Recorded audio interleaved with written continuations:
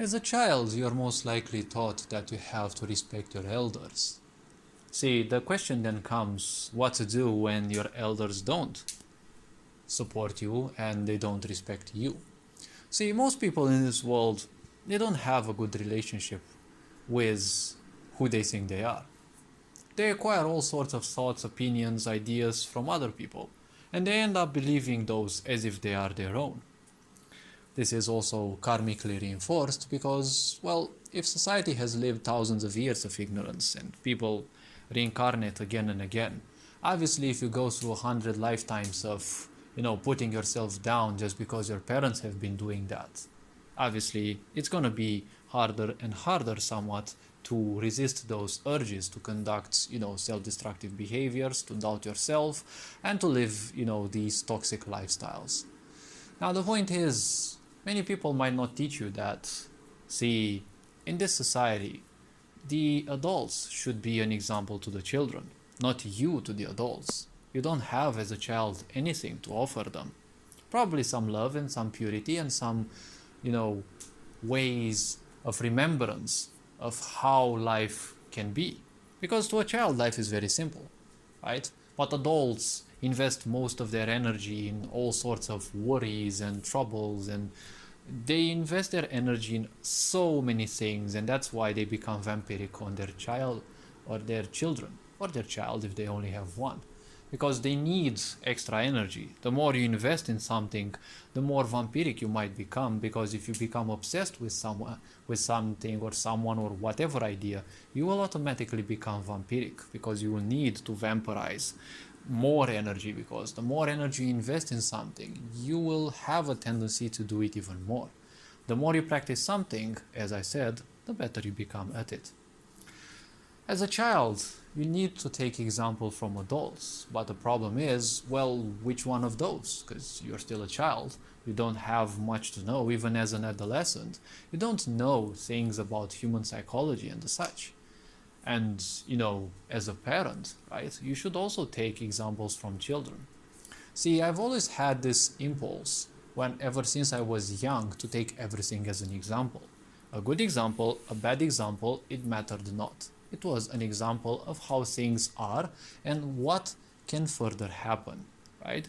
Because when I would see that someone around me was a drunkard, that was an example, because I didn't have to do that which they were doing, because the results were there in my face, right? I didn't need to test their self-destructive behavior to see whether I reach the same outcomes, right?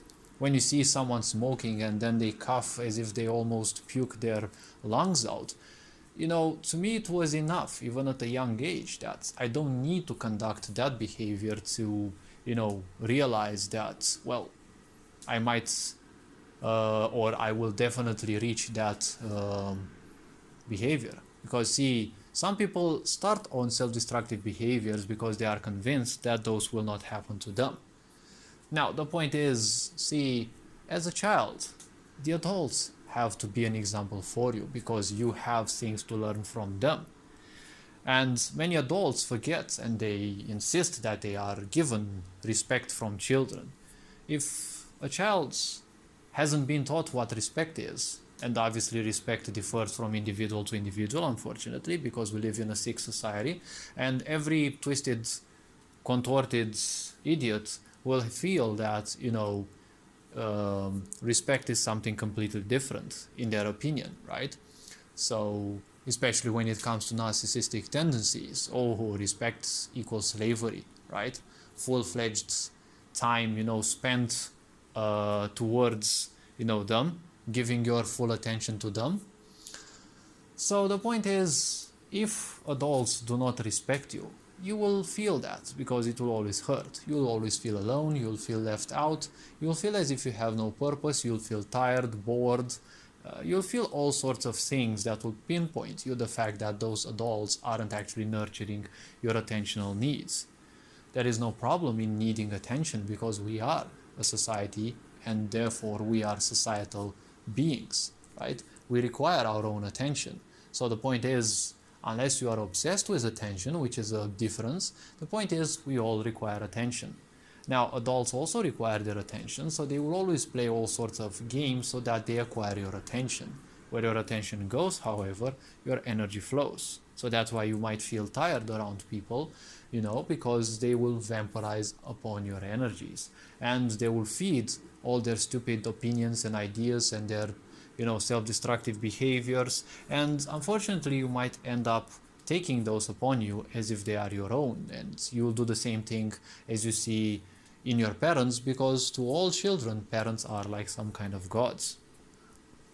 Now, if adults do not offer you some sort of respect, I'm not saying they need to slaver themselves in front of you, but again, if they don't give you a certain sense of respect, well, you should give them your own sense of respect and, well, let them be who they are. Only miserable people don't respect others because they're too invested in their own misery. And misery loves company, so that's why they want to treat you miserably, so that you become miserable and join their, let's say, pity party. So, point being said, just let them be who they are. Imagine that they have to be miserable enough to treat others with disrespect. How they treat others is obviously how they treat themselves. You don't have to take that as an example to follow. As I said, I always take everything around me as an example, okay? But it is an example of what and how things can function and the patterns that are beyond that, right? Because if you see a drunkard, well, they will have different repercussions happening to them. Their body may be more resilient or may be less resilient, and they may bump into, health problems sooner or later. The health problems will definitely appear. When? Well, depends on their body. But the point is, all these self-destructive behaviors that you can see, all these ideas of sickness and abandonment, all these self-destructive behaviors will always lead to certain health problems. Now the point is, I've always said everything around me is an example, but not necessarily an example to follow. This is something that is completely different, right? You have to use your own discernment. What that is around you, you can take as an example, right? So the point is, remember, adults have to be an example for you because children are impulsive. Adolescents are still impulsive because it is said through science that it takes around up till your mid-20s for the emotional side of your brain to fully develop. That is why children and adolescents are very impulsive. When you are impulsive as an adult around them, they are far more impulsive. So you only prove them that you don't have emotional balance, you don't have emotional maturity. So even if you are 60 and you demand respect from your children, you might have a brain, or let's call it a mind, that is behaving still like a spoiled child.